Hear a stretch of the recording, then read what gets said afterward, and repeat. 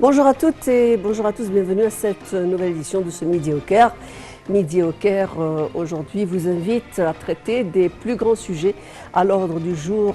Aujourd'hui, le président Abdel Fattah al-Sisi a reçu le directeur général de l'Organisation mondiale de la santé, Monsieur Tedros Adhanom. L'entretien s'est déroulé en présence du ministre de la Santé et de la Population, Dr Khaled Abdel Ghaffar. Le chef de l'État a souligné lors de cette rencontre l'intérêt qu'accorde l'Égypte au renforcement de la coopération avec l'Organisation mondiale de la santé en vue de développer le système sanitaire et les services médicaux accordés aux citoyens.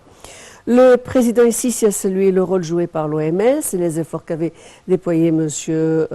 Tedros Adhanom durant la pandémie du coronavirus, surtout en ce qui concerne la fourniture de vaccins. Le directeur général de l'Organisation mondiale de la santé a de son côté rendu hommage aux efforts déployés par l'Égypte pour préserver la santé des citoyens. Le président Sisi et M. Adhanom ont examiné la coopération entre le Caire et l'Organisation mondiale de la santé en vue de renforcer les services sanitaires et l'assurance maladie globale.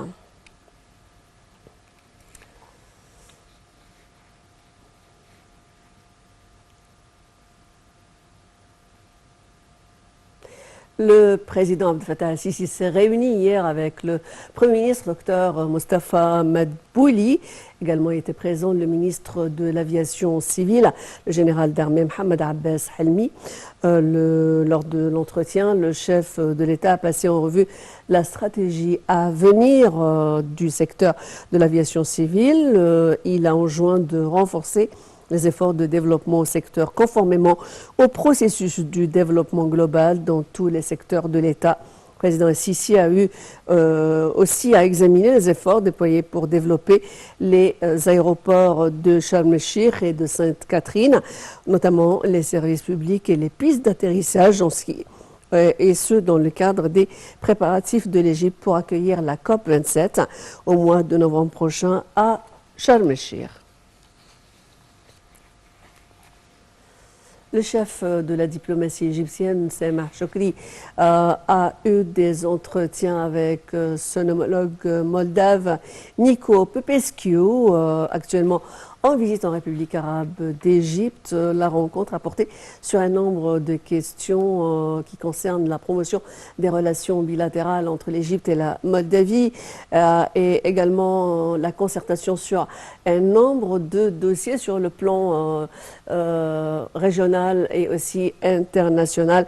Et bien entendu, le focus était sur la crise la guerre russo-ukrainienne. Tout de suite, on revient sur les moments forts de cette rencontre entre M. Shoukry et le ministre des Affaires étrangères de la Moldavie.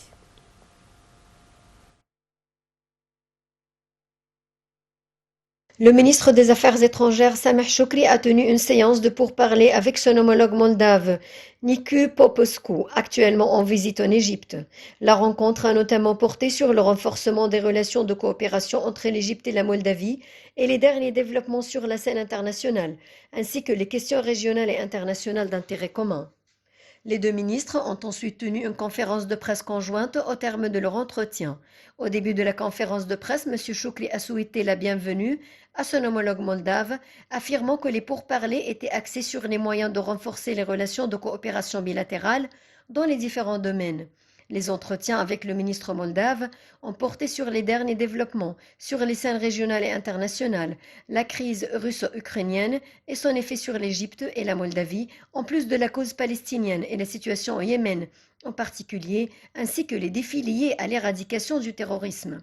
Les deux ministres ont également signé 3 mémorandums d'entente portant création d'un mécanisme de consultation politique entre les ministères des Affaires étrangères des deux pays et de coopération entre les instituts d'études diplomatiques des deux pays. Les ministres ont signé un accord d'exemption mutuelle de visa pour les titulaires de passeports diplomatiques spéciaux et VIP, selon le porte-parole du ministère des Affaires étrangères.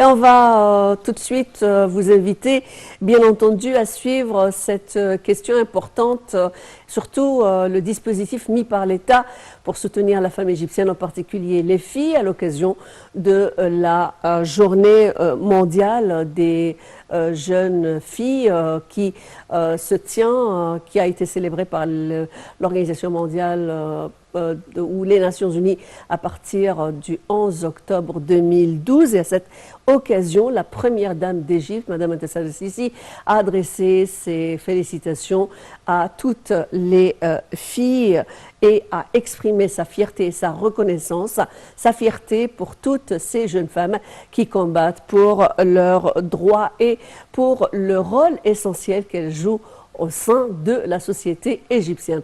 Retour sur ce qu'avait dit Mme Ntessa el-Sisi pour encourager la jeune fille égyptienne.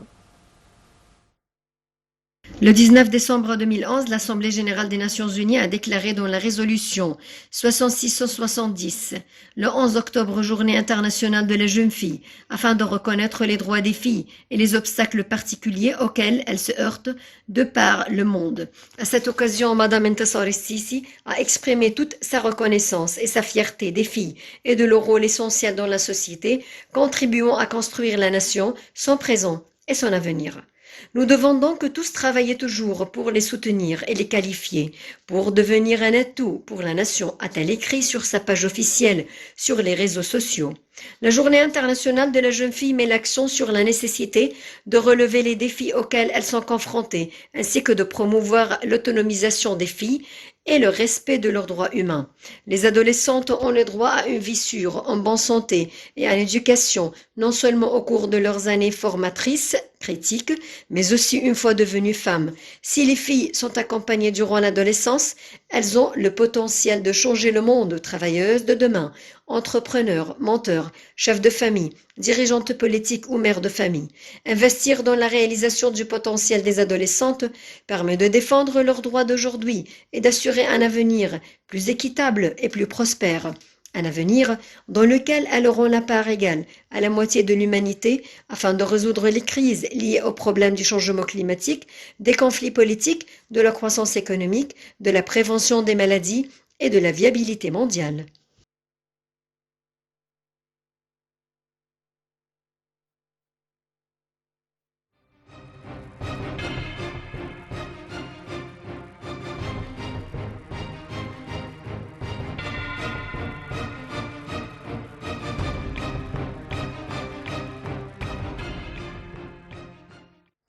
Et on continue ce Midi au Caire. Bienvenue encore une fois sur la TV internationale.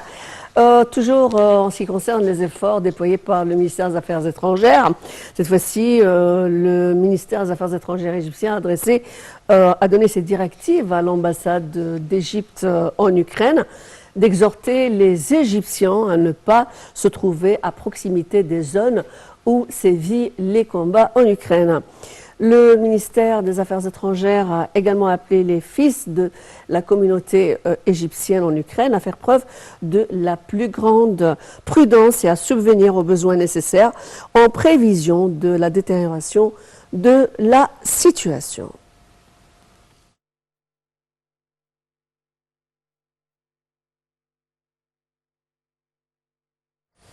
Et on va continuer toujours dans le cadre de la crise russo-ukrainienne, cette fois-ci le côté russe, avec la Russie qui a revendiqué hier de nouvelles frappes massives sur l'Ukraine, les infrastructures ukrainiennes en particulier. Ceci est intervenu alors que l'Ukraine a annoncé la reprise russe de 5 localités dans le sud-est de l'Ukraine depuis des mois. Russes et Ukrainiens s'accusent mutuellement de tirer dans des zones au risque de provoquer un accident nucléaire. Tout de suite, on va revenir sur cette polémique. Mardi, la Russie, qui a essuyé de nombreux revers militaires récemment, a poursuivi ses tirs de moindre ampleur, frappant notamment très loin du front les installations énergétiques de l'ouest ukrainien. La ville ukrainienne de Zaporizhia, pilonnée par les Russes ces dernières semaines, a essuyé mardi une salve de 12 missiles S-300 sur des infrastructures civiles. De nouvelles frappes russes ont touché la région de Zaporijia en soirée, faisant 7 morts et 7 blessés selon la présidence ukrainienne. Des bombardements ont aussi causé de sévères destructions sur des installations énergétiques dans la région de Dnipro, privant de courant de nombreux villages selon le gouverneur régional. Les bombardements ont été d'une ampleur moindre que lundi lorsque des dizaines de missiles, roquettes et drones s'étaient abattus sur d'infrastructures militaires, énergétiques et de communication ukrainiennes, mais également des sites civils. Et dans l'est de l'Ukraine, dans la région de Donetsk, les autorités ont annoncé mardi avoir exhumé les corps de 78 civils dans deux villes récemment reconquises par les forces ukrainiennes.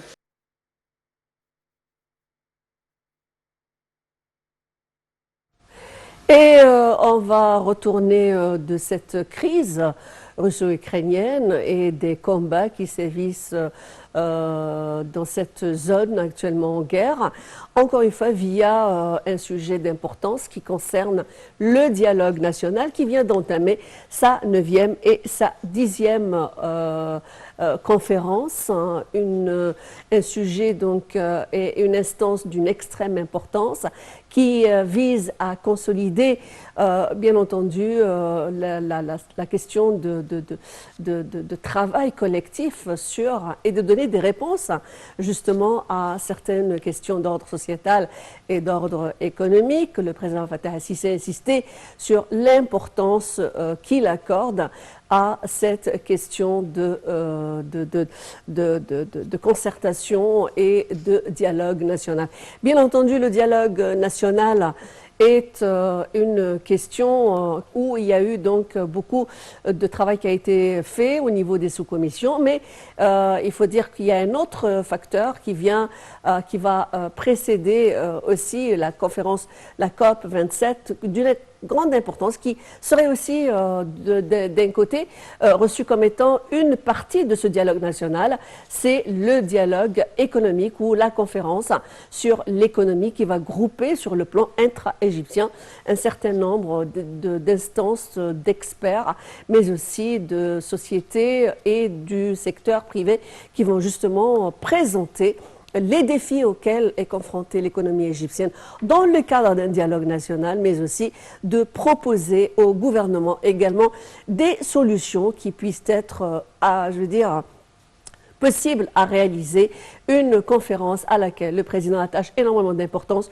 vu bien entendu les questions de l'avenir qui sont l'avenir de l'économie égyptienne au sein d'une macroéconomie sur le plan mondial, comme on vient de revenir sur les incidents donc, où il y a récession d'une part, crise économique d'une part, problématiques liées à l'alimentation d'une autre part, mais aussi, bien entendu, les répercussions sur lesquelles les scénarios sont ouverts en ce qui concerne la guerre entre la Russie et l'Ukraine. Le Conseil d'administration du dialogue national a tenu ses 9e et 10e séances au siège de l'Académie nationale de formation afin d'examiner les actions entreprises lors des réunions des axes principaux et des sous-commissions, ainsi que d'examiner leurs propositions dans les plans de travail et les agendas au cours de la période à venir. Lors de la 2e réunion, le Conseil d'administration du dialogue national s'est réuni avec les sous-commissions et tous les partis concernés adjoints afin de discuter de leurs propositions de procédure pour la conduite des séances de discussion du dialogue national ainsi que leurs propositions d'agenda. La réunion a été positive et efficace entre le public, les sous-commissions, les partis adjoints et les membres du Conseil d'administration du dialogue national, alors que de discussions et des échanges de questions et d'éclaircissements ont été abordés. Le Conseil d'administration a également salué le dialogue national pour recevoir les résultats de la conférence économique à inclure pour étude au sein des comités de l'axe économique, car le Conseil suivra de près et accordera une grande attention au déroulement de la conférence économique pour se familiariser avec toutes les données, politiques et orientations adoptées par le gouvernement vers ce que la conférence discutera en termes de questions économiques, ainsi que ce qu'il en résultera en décision, afin de les mettre en considération dans le focus économique et les comités du dialogue national pendant la discussion de l'ordre du jour. Le Conseil d'administration du dialogue national a également décidé, après consultation, d'aborder la gestion de la conférence économique avec les différents sujets et enjeux économiques que le dialogue national abordera à travers ses 8 commissions économiques. à savoir l'inflation, les prix élevés, la dette publique, le déficit budgétaire, la réforme financière, les priorités de l'investissement public et la politique de propriété de l'État, l'investissement privé national et étranger, l'industrie, l'agriculture et la sécurité alimentaire, la justice sociale et la commission du tourisme. Voilà, nous arrivons à la fin de cette nouvelle édition de ce Midi au Caire. Ravi de vous avoir accompagné pendant ce temps. L'information continue sur l'ALTV internationale.